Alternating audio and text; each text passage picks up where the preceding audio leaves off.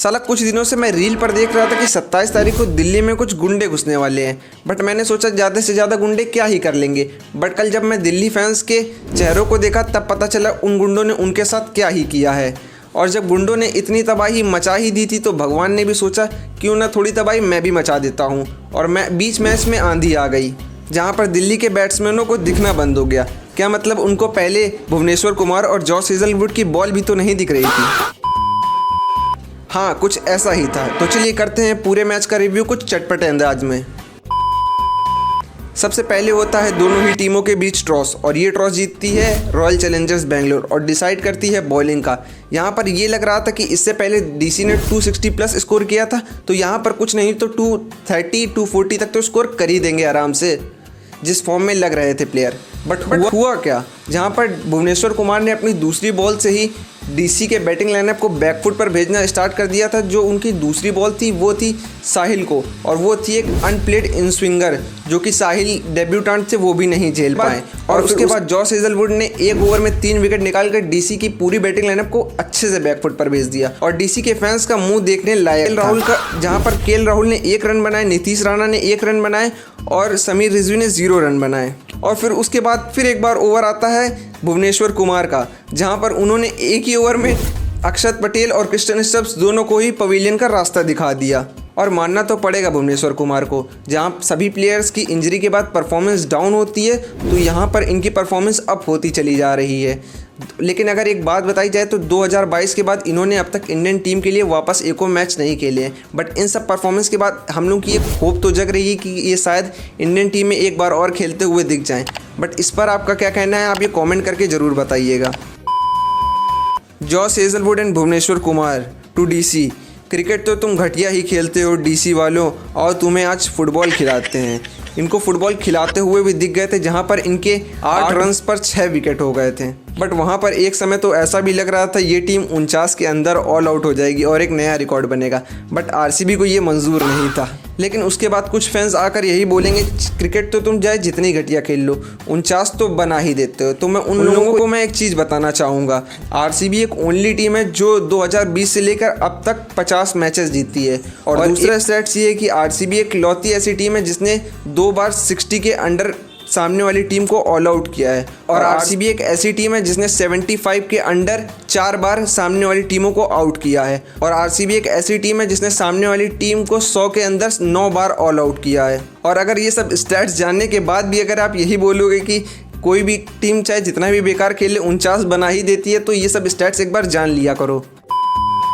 और फिर उसके बाद अभिषेक पोराल और डेविड मिलर में एक अच्छी पार्टनरशिप हो जाती है, जिसमें अभिषेक पोराल ने कुछ 30 रन बनाए और डेविड मिलर ने 19, और उसके बाद काइल जेमिसन ने कुछ 12 रन बनाए। और फिर वही हुआ जो दिल्ली के साथ होना तय ही था, ऑल आउट, और वो हुई 75 रनों पर। It's over from Delhi Capitals, Bhuvneshwar Kumar and Hazlewood, Delhi Capital batting lineup. ये क्या था भाई, ऐसे ही कुछ विकेट्स ली थी उन्होंने दिल्ली के बैटिंग लाइनअप की। आरसीबी फैंस, ट्रॉफी तो आती जाती रहेगी, पर ये साला 49 का रिकॉर्ड अभी भी गांड में घुसा हुआ है। और ये रिकॉर्ड तो कुछ सालों तक आरसीबी फैंस से हटने से रहा, और बहुत ही मुश्किल है ये रिकॉर्ड टूटना मेरे नज़र में। दिल्ली कैपिटल्स हैविंग 2 साइड, 264 पे 2, 9 पे 6।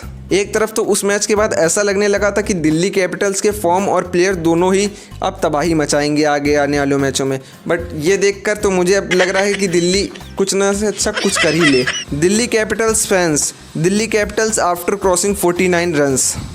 भाई सबसे ज़्यादा फैंस तो दिल्ली को मिला होगा कि ये रिकॉर्ड उनके ऊपर ना आ जाए कहीं 29 रन से पहले ऑल आउट होने का। अब यहाँ पर दिल्ली ने स्कोर तो 75 बना ही लिया था। अब ये सबको पता था कि ये रन तो चेज़ होने ही वाले हैं, बट ये किसी को नहीं पता था कि कितने ओवर में ये रन चेज़ होंगे। और आरसीबी की तरफ से ओपन करने आते हैं जेकब बेथल और विराट कोहली। और जेकब बेथल ने स्टार्टिंग ही से मारना स्टार्ट कर दिया था, बट उनकी थोड़ी देर बाद विकेट चली जाती और वो बनाते हैं 11 बॉल पर 20 रन। तब तक विराट सिंगल और डबल ले रहे थे, और वहीं पर दूसरी तरफ विराट कोहली सिंगल लेकर अपने 9000 रन्स पूरे कर देते हैं आईपीएल में, और उनके आसपास तक कोई है भी नहीं। अब वो यहाँ से 9000, 10,000 रन, 11,000 रन जो मर्जी उनकी है वो बनाएंगे। बट यहाँ पर विराट कोहली को जो चैलेंज कर सकता है वो खुद विराट कोहली ही होने वाले हैं। और बात रही इनके रिकॉर्ड्स की, तो वो पूछिए मत। एक सीज़न में 700 700 प्लस रन्स बनाना, एक सीज़न में 973 रन्स बनाना, ये सिर्फ और सिर्फ विराट कोहली के ही बस का है। Virat Kohli completing 9000 runs in front of the Virat Kohli pavilion, movement है भाई, मूवमेंट है हम लोगों के लिए। और फिर उसके बाद पार्टनरशिप होती है देवदूत पटिक्कर और विराट कोहली के बीच, और इन दोनों ने मिलकर आखिरी में मैच ख़त्म कर दिया था। बट विराट कोहली के जो आखिरी के 2 सिक्सर थे वो देखकर तो मज़ा ही आ गया था सभी आरसीबी फैंस को। और ये मैच आरसीबी ने 6.5 ओवर में ख़त्म कर दिया था, और इसके बाद तो आरसीबी का नेट रन रेट तो बढ़ना ही था, और क्या खूब बढ़ा। RCB NRR after this match on the top भाई, ऑन द टॉप। और फिर उसके बाद जब मैच ख़त्म होने के बाद भुवनेश्वर कुमार को जब पर्पल कैप मिली, वो भी एक भाई मूवमेंट था। 2016 की याद आ गई। Me watching Bhuvneshwar Kumar with purple cap, बस ऐसे ही देखता रह गया था मैं तो। RCB does not need calculator any more, अब तो यहाँ से कैलकुलेटर को फेंक ही दो। 2 सीज़न में आरसीबी को कोई भी कैलकुलेटर की ज़रूरत पड़ी ही नहीं, और अब पड़ेगी कैलकुलेटर तो कुछ टीमों को, क्यों ना ये कैलकुलेटर उन्हीं को दे दिया जाए। This is the new RCB, it does not need a calculator. ये लो CSK वालों, तुम ही रख लो, तुम्ही को काम आएगा। गाइस यही थी कल के मैच की रिव्यू। होप करूँगा आपको ये रिव्यू अच्छा लगा हो, और रिव्यू अच्छा लगा हो तो वीडियो पर लाइक और चैनल को सब्सक्राइब कर देना।